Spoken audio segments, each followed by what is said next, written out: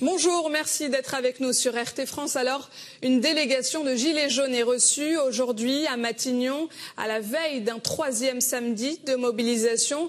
Que doit-on attendre de ces rencontres? Est-ce qu'elles pourraient permettre d'apaiser les tensions, selon vous?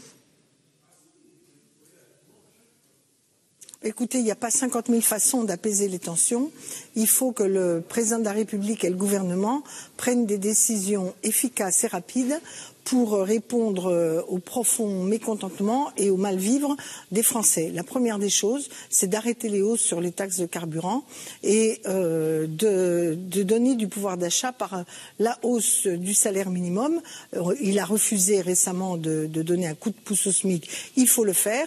Et par ailleurs, pour réussir la transition énergétique et pour aussi combler les grandes fractures territoriales qu'il y a dans notre pays, il faut restaurer l'impôt sur la fortune et avec ces 3 milliards annuels, faire un plan pour la transition écologique et pour le soutien des services publics sur l'ensemble du territoire. Est-ce que la France peut se permettre de mettre en œuvre, de respecter ses revendications, de revaloriser le SMIC ou de baisser le prix du carburant ?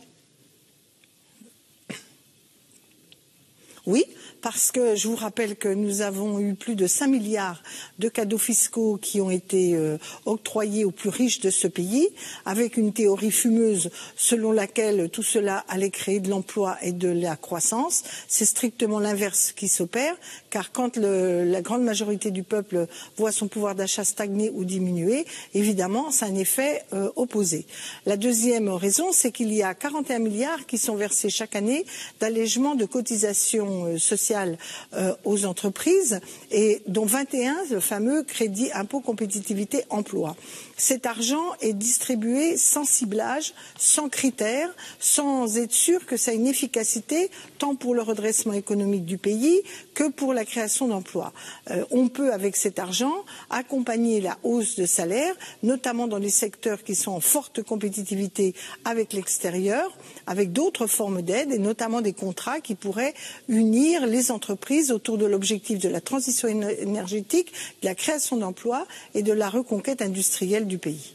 Alors, en tant qu'ancienne du Parti socialiste, que pensez-vous du soutien de François Hollande aux Gilets jaunes ? Écoutez, plus il y a de soutien, mieux on se porte, mais enfin la crédibilité du soutien de François Hollande au pouvoir d'achat des couches populaires est quand même plus que limitée, vu que sous son quinquennat, il s'est plutôt détérioré. Il a lui-même commencé à enclencher ou à accélérer ses dérives libérales. Je parlais du crédit impôt compétitivité emploi, c'est déjà toutes ces grandes sommes qui ont été gaspillées.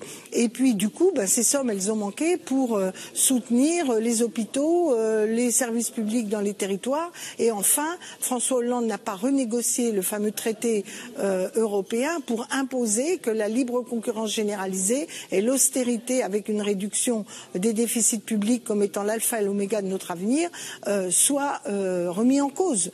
Donc je crains que François Hollande ait une très faible crédibilité pour apporter un soutien efficace aux Gilets jaunes, et en tout cas pas une perspective leur permettant d'avoir confiance dans l'avenir. Alors l'exécutif a fait part de plusieurs mesures cette semaine vers une résolution du conflit. Est-ce que vous pensez que ça va pouvoir apaiser les tensions? Est-ce que vous avez trouvé Emmanuel Macron convaincant, vous, mardi?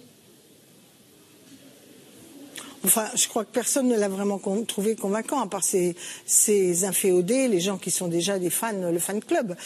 Il n'y a rien sur le pouvoir d'achat, mais strictement rien. La fameuse TIPP flottante, c'est en cas de dérive majeure des prix du pétrole, qui d'ailleurs avait été contestée au Sénat par le gouvernement quelques jours auparavant, et dont le Premier ministre a l'air d'être complètement en point d'interrogation sur ce que ça peut révéler. Et quant à la transition énergétique, le compte n'y est pas, à part consolider, reporter l'abandon du nucléaire à des échéances très lointaines, qui fait qu'il ne se passera rien du tout sous le quinquennat d'Emmanuel Macron et qu'il a cédé au lobby. Il ne met pas un investissement massif pour les économies d'énergie, et en particulier celles qui permettraient aux Français de voir baisser leurs charges dans leur logement. Et par ailleurs, il n'a pas d'ambition de mutation industrielle. Je pense au soutien aux énergies renouvelables qui sont toujours très mous. Il n'y a quasiment aucune annonce nouvelle qui a été faite. Il recycle toujours les mêmes choses. Et ce matin encore, c'est à se demander s'il ne cherche pas à provoquer la population. Il explique qu'il les a bien entendus, que tout le monde souffre, mais qu'il va continuer comme avant. Franchement, c'est d'un cynisme effondrant.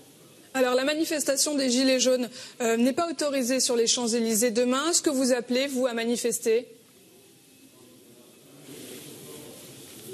Écoutez, moi, j'ai pas appelé les uns ou les autres à manifester. Les Gilets jaunes ont pris leurs décisions. Moi, je pense que les pouvoirs publics doivent pas faire comme si, à l'évidence, ils viendront sur les Champs-Élysées. À l'évidence, il est préférable de bien organiser les systèmes de police pour être sûr que les Gilets jaunes qui veulent pacifiquement se faire entendre, qui veulent manifester leur colère, mais sans tomber dans les casseurs, puissent le faire, qu'il n'y ait provocation ni d'un côté ni de l'autre. Et ça, c'est une responsabilité de l'exécutif d'organiser les services policiers pour qu'eux-mêmes ne soient pas mis non plus dans des difficultés parce qu'ils payent parfois un lourd tribut, eux aussi, devant ces situations. Et eux aussi, leur pouvoir d'achat n'est pas mirobolant. Marie-Noëlle Lienemann, merci d'avoir répondu à nos questions. Je rappelle que vous êtes sénatrice rattachée au groupe communiste républicain citoyen et écologiste et ancienne secrétaire d'État.